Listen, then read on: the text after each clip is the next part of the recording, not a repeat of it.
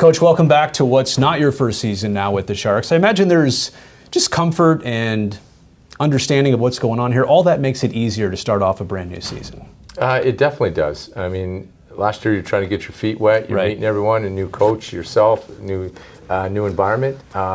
Everybody makes it very welcoming, but it is just a little bit more comforting this year to come in and hopefully we can get do a better job.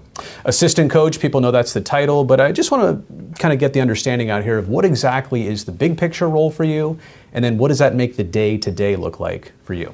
Well, for me, assistant coach, I mean, you handle the defense, we look after the penalty kill, but we bounce things off one another. We're always brainstorming with all the other coaches, and I've got a little bit of experience, so you try to throw things out there, and if they stick, the head coach uses them. If they don't, then we just move on. But you're just always trying to bring ideas and just experience at different parts.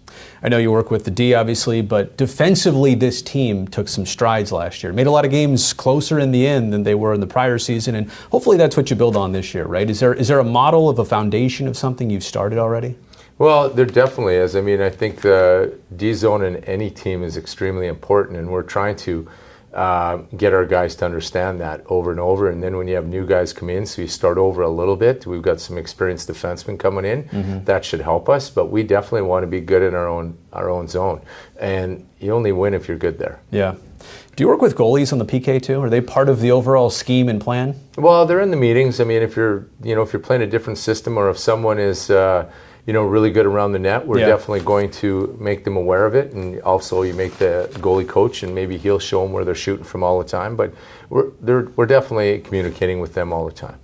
Boston, you won a cup there in 2011. Detroit, the Islanders. As a coach in the NHL, is there any one stop you learned the most from? I think a lot of years in Boston, right? I was very fortunate. Foundational, yeah. I was very fortunate in Boston to be there 10 years around great people, and there's just great people in our game, but Craig Ramsey, Claude Julien were the guys that helped me out a lot. I got to pick Craig Ramsey's brain a lot. He ran the defense for the first year till he moved up. I was upstairs and then was able to come downstairs, but and then when you go to, after you leave there, you take what you learn, you go to Detroit, and then with Jeff Blashill, you learn a lot there from him. And we didn't have a winning team, so it's a different experience. So they're all very good. It's kind of a weird question, but what excites an assistant coach on the bench, and what frustrates an assistant coach on the bench? I think what excites you is when you see them, doing something that you've talked about, and the players are executing, and we're getting out of our zone. And what frustrates you is when we're not getting out of our zone and just making some bad plays. But there's a lot of games, and they're never ever going to be perfect. So we just go game to game. I don't mean to make this personal, but on a general level, when you've got a team with younger players and you've also got some veteran players, do you coach them the same? I guess every situation might be different, but is the approach to coaching them the same, and maybe handle them a little bit differently? Well, I think the younger guys you might spend a little bit more time with. The older guys, I think they understand it, but you're going to point it out to them, and you might not have to show them as many clips as you do a younger guy or different examples, but there is a little bit. And I mean, the guys that have been around for a long time, the last thing they want me is bringing them in and hammering them for an hour watching a video where you can get the point across very short with a short amount of clips. Are you a clips guy? You like the video? Well, I think that's just the way the game is nowadays. You got to be, right? You have to be. Yeah.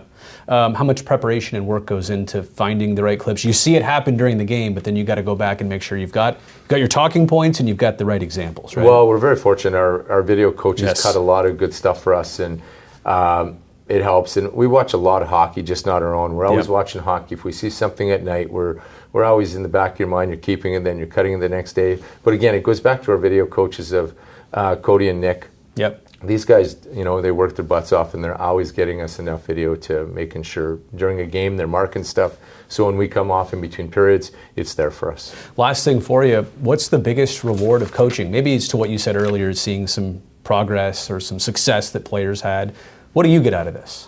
Well, I think it's, when you work with young guys and you see them develop into young men. Obviously, they're very young. They're young men, but just develop into a player and be successful. And they move on. And I think it's the relationships that you build with them when they're young, and you continue on when they're older. Coach, I appreciate this. Best of luck this season. Thanks a lot. Appreciate it.